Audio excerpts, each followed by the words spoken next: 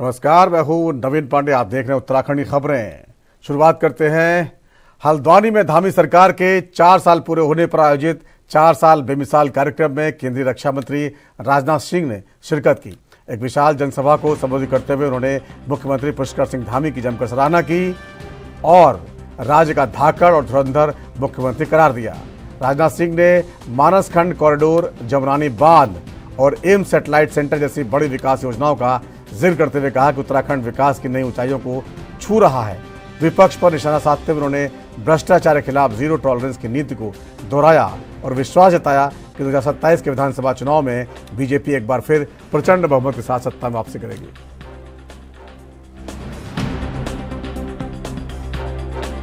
संबोधित किया, किस तरह देखते हैं 4 साल उत्तराखंड में जो धामी सरकार के हुए? देखिए, राजनाथ सिंह जी का लगातार भारतीय जनता पार्टी को और राष्ट्रीय अध्यक्ष के नाते से, और उत्तर प्रदेश में भी जब उत्तराखंड राज्य था तब भी मुख्यमंत्री के रूप में, और ये राज्य की कल्पना को पूरे जमीन में उतारने का काम आदरणीय राजनाथ जी, अटल जी ने किया।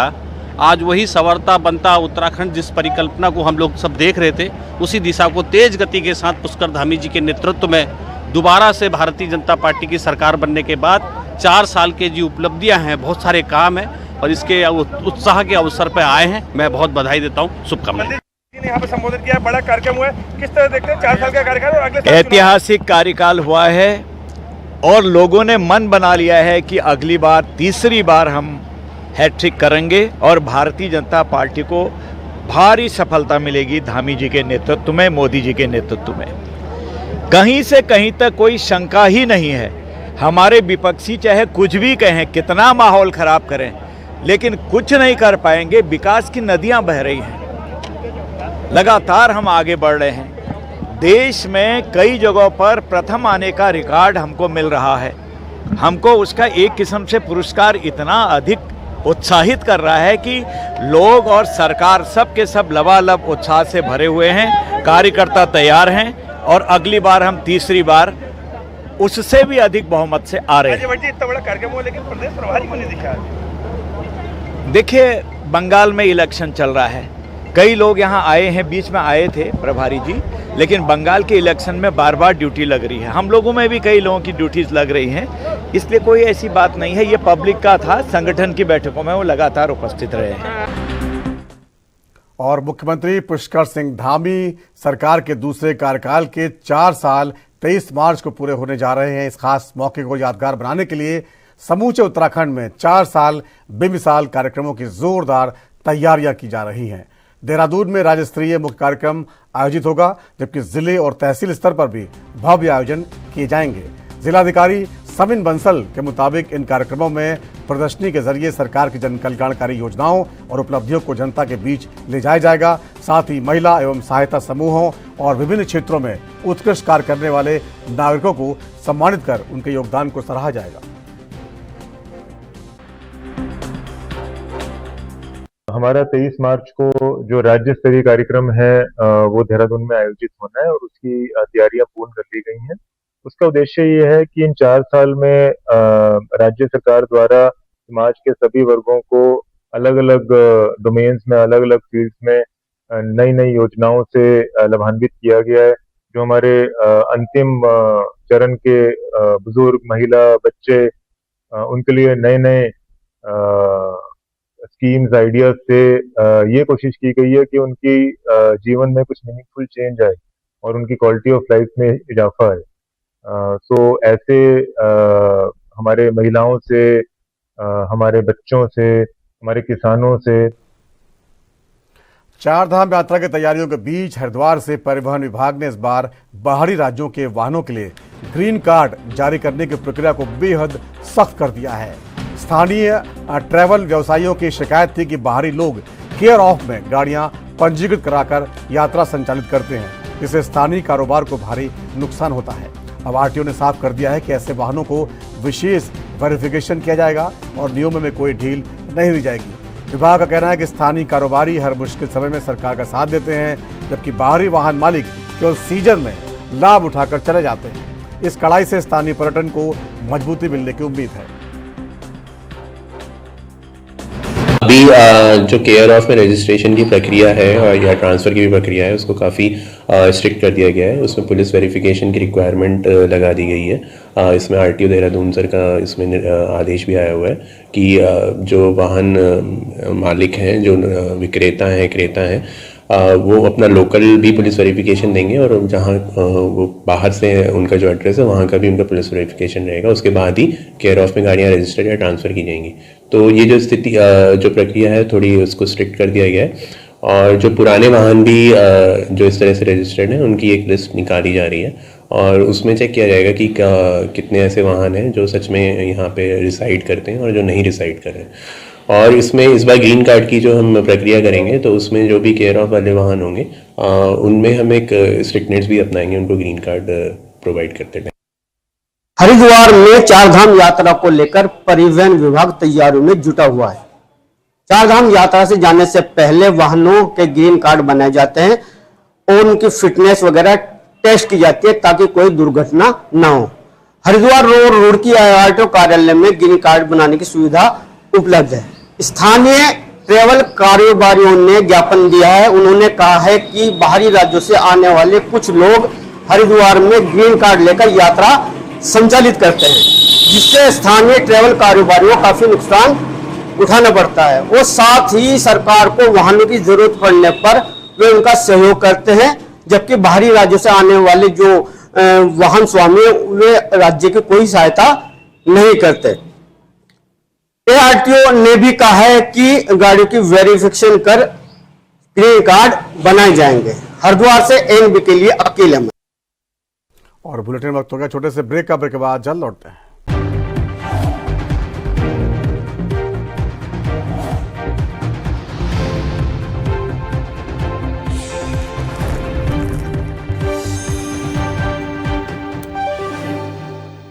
आपका स्वागत है। खबरों में आगे बढ़ते हैं। उत्तराखंड में आगामी चार धाम यात्रा को लेकर प्रशासन ने कमर कस ली है।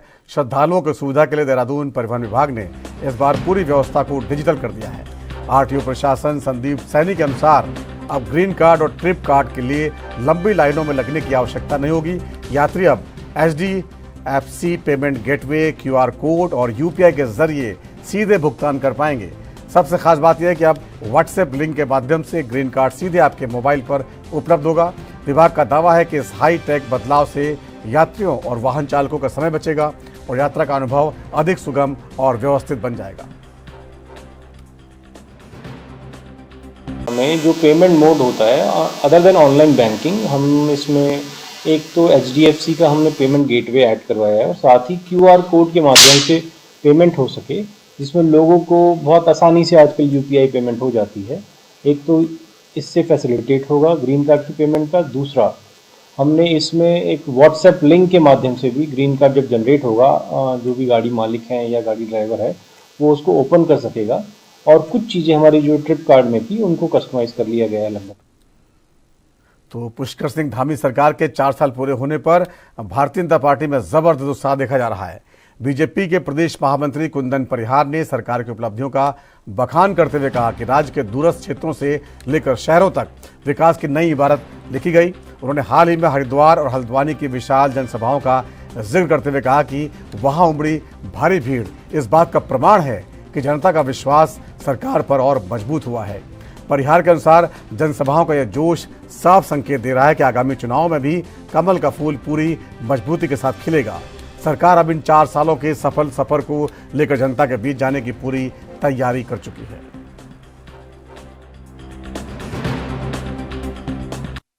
देखिए, उत्तराखंड में आदरणीय पुष्कर सिंह धामी जी के नेतृत्व वाली सरकार ने 4 वर्ष पूर्ण कर लिए हैं और इस 4 वर्षों में जो ऐतिहासिक विकास कार्य हुए हैं और उसके एवज में हमने देखा कि जो हमारे हरिद्वार में जनसभा हुई थी और कल ही जो हल्द्वानी में जनसभा हुई थी, उस जनसभा में एक विशाल जनसभा जिसको कहा जा सकता है, उसमें सुदूरवर्ती क्षेत्रों से जिस प्रकार के लोगों का उत्साह था, जोश था, जो सरकार के प्रति समर्थन था, वो देखने लायक था।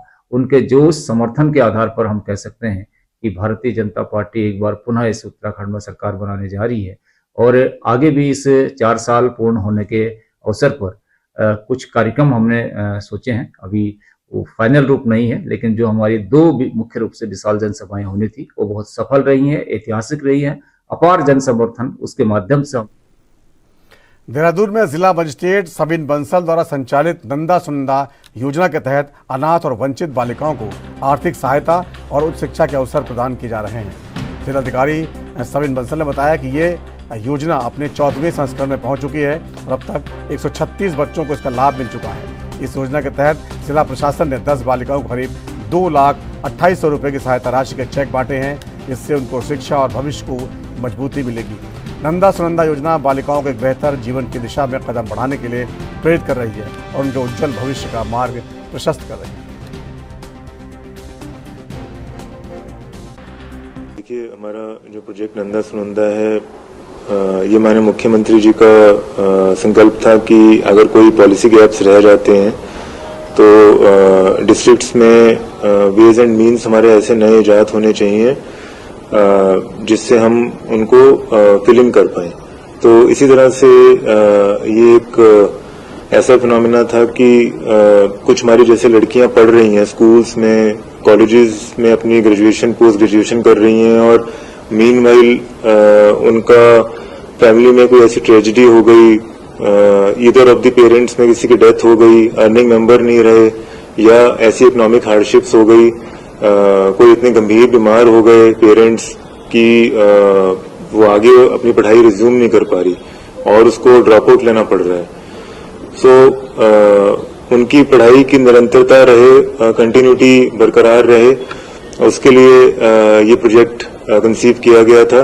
और इसका जो स्पिरिट थी वो ये थी कि जो हमारी नंदा सुनंदा देवियां हैं वो ऐसी बालिकाएं हैं कि जिनको अगर हम सशक्त कर दें तो हमारी जो स्तुति है उसको एक सम्मान मिलता है।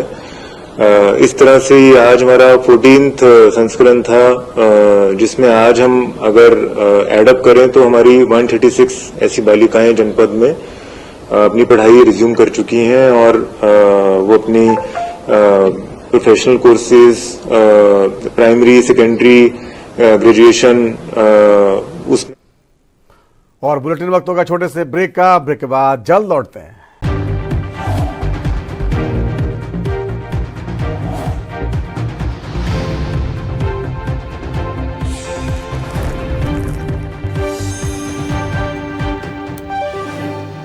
और ब्रेक के बाद आपका स्वागत है। चैत्र नवरात्रि के पावन अवसर पर बीजेपी महिला मोर्चा ने प्रदेश भर में शक्ति पूजन कार्यक्रमों की शुरुआत की है। महिला मोर्चा के प्रदेश अध्यक्ष रुचि भट्ट ने बताया कि यह आयोजन प्रदेश के 304 मंडलों में किया जा रहा है, जिसमें मातृशक्ति द्वारा कीर्तन, भजन और धार्मिक कार्यक्रम आयोजित होंगे। उन्होंने कहा कि नवरात्रि शक्ति उपासना का पर्व है, इसलिए इस पहल को शक्ति पूजन नाम दिया गया है। इन कार्यक्रमों में कन्या पूजन के साथ साथ कीर्तन मंडलियों की प्रतियोगिताएं भी आयोजित की जा रही हैं। इसके अलावा महिलाओं को केंद्र और राज्य सरकार की योजनाओं की जानकारी देकर उन्हें जागरूक किया जा रहा है। ये नवरात्रे शक्ति का प्रतीक है और हमने इसमें इस कार्यक्रम को नाम भी शक्ति पूजन ही दिया है। और ये कार्यक्रम हमारे सारे 304 मंडल हैं हमारे, और 304 के 304 मंडल में हम ये कार्यक्रम कर रहे हैं। और इस कार्यक्रम का स्वरूप हम लोगों ने रखा है ऐसा कि हम जो बात कर रहे हैं कि बूथ तक की महिला तक पहुँचे या बिल्कुल निचले स्तर तक हम पहुँच पाएँ, तो इसमें हमने कीर्तन मंडलियाँ और महिला मंगल दल, क्योंकि आजकल सभी बहनें शाम को कीर्तन का भी विषय रहता है नवरात्रों में, और साथ में हमने इसमें ऐड किया है कन्याओं का पूजन। तो शक्ति और पूजन को मिला के कार्यक्रम रखे, जिसमें हम कार्यक्रम तो करेंगे ही, और हमने ये भी तय किया है कि जैसे कहीं जैसे महिला मंगल दल आई हैं या कीर्तन मंडली आए, उनमें कंपटीशन हो तो हम कुछ उपहार दे सकें, और कन्याओं का पूजन करते समय भी। और साथ में ये हमारे बैनर के अंडर ही होगा, भारतीय जनता पार्टी महिला मोर्चा का बैनर इसमें होगा, और साथ में हमारा कोई ना कोई अतिथि वहाँ होगा जो कि बहनों तक राज्य सरकार की, केंद्र सरकार की क्या योजनाएं। ऋषिकेश में 7 दिनों से चल रहे अंतर्राष्ट्रीय योग महोत्सव का विधिवत समापन हो गया है। इस खास मौके पर उत्तराखंड के राज्यपाल लेफ्टिनेंट जनरल गुरमीत सिंह ने वैश्विक स्तर पर योग का संदेश फैलाने का संकल्प दोहराया। उन्होंने कहा कि यह केवल महोत्सव का अंत है, लेकिन दुनिया भर में योग और भारतीय संस्कृति के प्रसार की एक नई शुरुआत है। राज्यपाल ने खुशी जाहिर की कि 7 दिनों तक चले इस आयोजन में हजारों लोग शामिल हुए हैं, जिन्होंने पूरी दुनिया को उत्तराखंड आने का निमंत्रण देते हुए कहा, यहाँ उन्हें योग की शक्ति और हमारी समृद्ध विरासत की अनूठी झलक देखने को मिलेगी।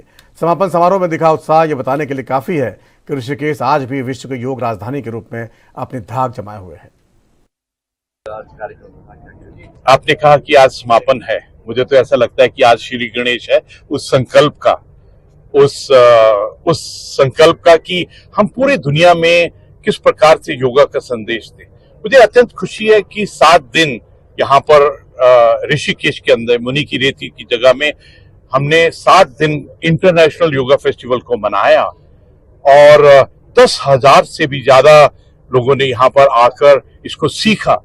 और अत्यंत खुशी की बात यह थी कि 33 देशों से वो हमारे साथी आए जो योगा को सीखना चाहते हैं और 250 हमारे योगा जो आचार्य हैं उन्होंने इसके अंदर में हिस्सा लिया। आज हम सबने मिलकर एक संकल्प लिया है कि किस प्रकार ये जो भारत वर्ष की संस्कृति है, धरोहर है, सभ्यता का सबसे बड़ा जो ज्ञान है, हमारी विद्या है, इसको पूरी मानवता के साथ कैसे साझा करें।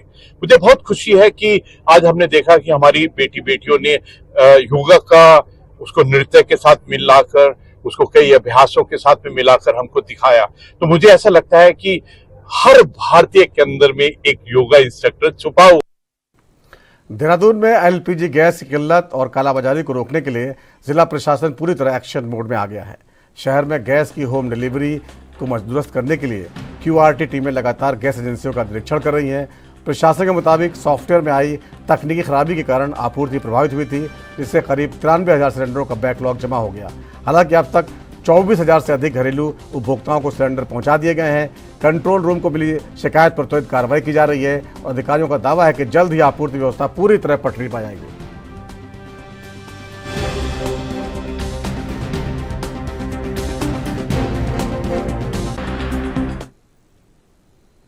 उत्तराखंड के पहाड़ी जिलों में मौसम का मिजाज अचानक बदल गया है। मार्च के महीने में हो रही लगातार बारिश ने टिहरी, पौड़ी, श्रीनगर और कोटद्वार समेत कई इलाकों में कड़ाके की ठंड लौटा दी है। ठिठुरन पड़ने की वजह से लोग घरों में दुबकने और फिर से गर्म कपड़ों का सहारा लेने को मजबूर हैं। मौसम विभाग ने अलर्ट जारी किया है। स्थिति की गंभीरता को देखते हुए जिलाधिकारी स्वाति एस भदौरिया ने सभी अधिकारियों को अलर्ट मोड पर रहने के निर्देश दिए हैं।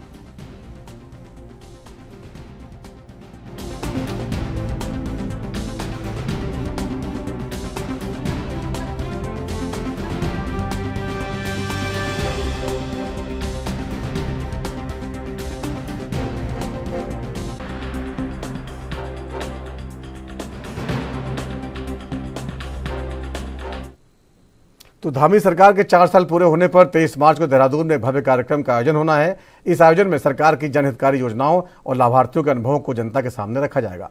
मुख्यमंत्री पुष्कर सिंह धामी खुद जनता को संबोधित करेंगे और सरकार की उपलब्धियों का लेखा जोखा पेश करेंगे। कार्यक्रम स्थल पर विकास कार्यों के स्टॉल भी लगाए जाएंगे। प्रशासन और पुलिस ने सुरक्षा के पुख्ता इंतजाम कर लिए हैं और अधिकारियों ने मौके पर पहुंचकर सभी तैयारियों का जायजा लिया है।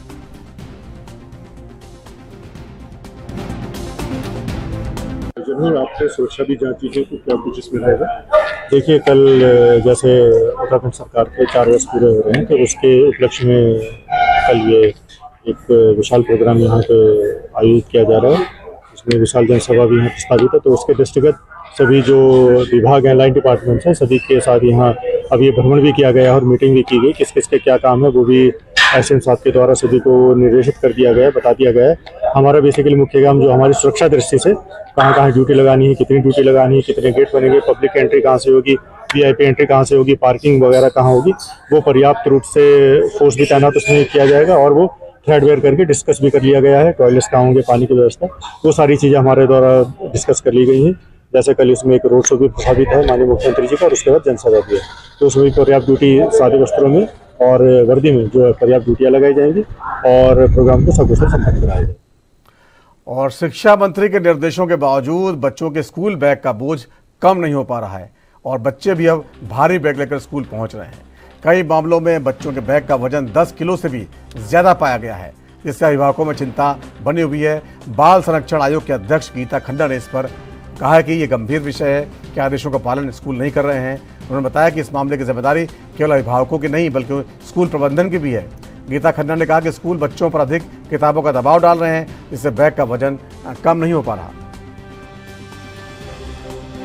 जी के ऊपर किसी भी तरह की मैं कोई भी आप मुझसे टिप्पणी की उम्मीद ना करिए, क्योंकि हम सब लोग अपना अपना काम कर रहे हैं। उन्होंने जो कहा होगा वो पूरे मन से कहा होगा। अनुपालन अगर नहीं हो रहा है तो उसके पीछे विद्यालयों की भी गलती है और पेरेंट्स की है। क्यों उनको ध्यान नहीं आ रहा कि यार ये बैग का जो वजन है, मेरे बच्चे का सर्वाइकल स्पॉन्डिलोसिस हो गया और 25 साल की उम्र में अगर इसकी रीढ़ की हड्डी यहाँ से कमजोर हो गई तो ये कुछ भी कैसे करेगा। मतलब डॉक्टर बना भी दिया तो ऑपरेशन के लिए गर्दन कैसे झुकाएगा, कंप्यूटर इंजीनियर बन गया तो कंप्यूटर पे काम कैसे करेगा, फौज में चला गया तो फौज का पिट्ठू बैग उठा के 60 किलो का दौड़ कैसे लगाएगा।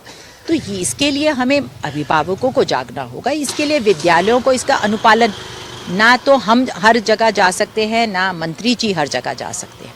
हम कह सकते हैं, दिशा निर्देश दे सकते हैं, अनुपालन करना विभागीय अधिकारियों का काम है, विद्यालयों के आचार्यों का काम है, प्रधानाचार्यों का काम है और सबसे ज़रूरी माता पिता की अपनी सोच है। कोचिंग की प्रॉब्लम भी आपको लगता है कि कोई कोच।